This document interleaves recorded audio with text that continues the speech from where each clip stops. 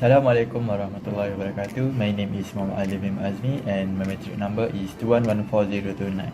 I'm from section 7 and the leader of group 35. Assalamualaikum warahmatullahi wabarakatuh. My name is Irina, Safiyyah, Binti, Kamarzan. My metric number is 2114264 and I'm from section 7. Assalamualaikum warahmatullahi wabarakatuh. My name is Humayra, Irdina, Binti, Hithir. My metric number is 2113954 and I'm from section 7.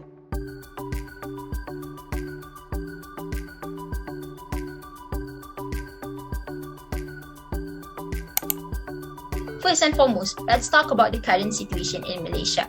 According to the news article, 60% of Malaysians do not dispose their garbage properly. According to the Ministry of Housing and Local Government in Malaysia, more than half of the population in Malaysia have yet to cultivate proper garbage disposal habits.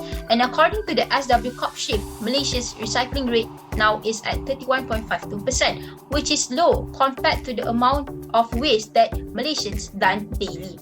And on top of that, the number of consumers adopting green habits due to climate concern is falling, especially due to the COVID-19 pandemic, whereby the use of non-disposable items such as the PPE are extensive in order to curb the spread of the COVID-19.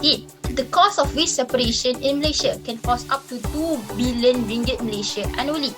This is a serious matter and efforts have to be addressed in order to keep our country clean. And this shall be done by everyone, respectively, to play their role in the community. Waste is a bad practice and should not be practiced in our daily life. This is because waste have a bad effect on us. What is the cause of waste occur? The cause of waste is due to our wasteful attitude and indifference to the environment. For example, paper that no longer can be used are dumped everywhere and even burned, which can cause air pollution to occur. Okay, next is the impact of waste. Waste can have a bad impact to us.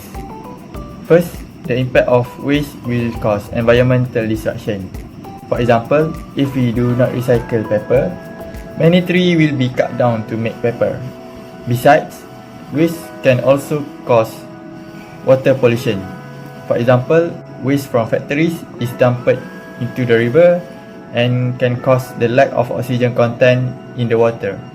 And the result is the number of fish in the river will decrease. In this slide, I will talk about Islamic perspective on this topic. Since the beginning of time, waste has been an environmental issue, but even before the existence of rubbish, there was a waste. Also, it is mentioned over 700 times in the Holy Quran about importance of recycling as well as in Hadith. Also, in Islam, Muslim was told that unnecessary waste is not permitted. In Surah Al-An'am, ayat 141, the Holy Quran says, "It is He who has brought into being gardens, the cultivated and the wild, and date palms, the fields which produce of all kinds, and olives and pomegranates, similar in kind and variegated. Eat of their fruit in season, but give the poor their due on harvest day. And do not waste, for God does not love the wasteful." Also, our beloved Prophet ﷺ said, "Cleanliness is half of the faith, Iman." Sahih Muslim. The hadith tell us about importance of being clean and hygienic, so we have to manage our waste correctly and take it seriously in our lives. We should live in a balanced, eco-friendly life without harming nature and creatures who live in this environment. Also, Allah has mentioned in Al-Quran on treating the earth as a trust and mankind as its guardian. That's all from us. Thank you. The problem for our Change the World project, we are proposing a solution that can be implemented as habit for all. Under the name Eternal Habits, Separate and Recycle, we implemented our proposal, which is first, we will separate all the waste that we have daily according to different types. For domestic waste, we will dispose it accordingly. For items that can be recycled, we will bring it to the recycle center and dispose it. Our project is also related to Sustainable Development Goals number 12, which is responsible consumption and production. This project is done respectively at our respective home, which are Kampung Tok Pah Jambu, Kota Baru Kelantan, Section U12 Shah Alam Selangor, and Pandan Indah, Kuala Lumpur. Hereby is the activity that we have done.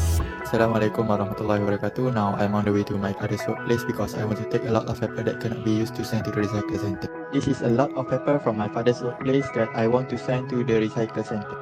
Now my father and I were heading to the recycle center to sign the papers. We have arrived at the recycle center and their workers are weighing the paper that we are sent. This is a recycle center located in Kampung Dusuraja, Kota Baru, Kelantan. This is where my family always send papers to recycle.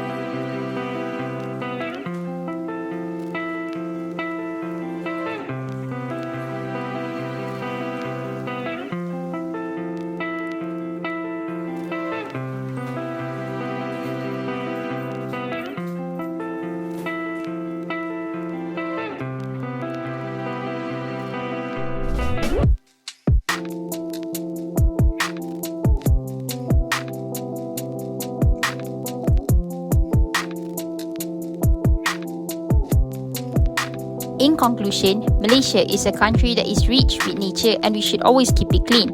We have planned this separate and recycle habit to be always implemented by our family members. Our aim is to ensure that this good practice could be always done as part of our daily life and we hope to retain it as long as possible. That's all from us. Thank you and Assalamualaikum.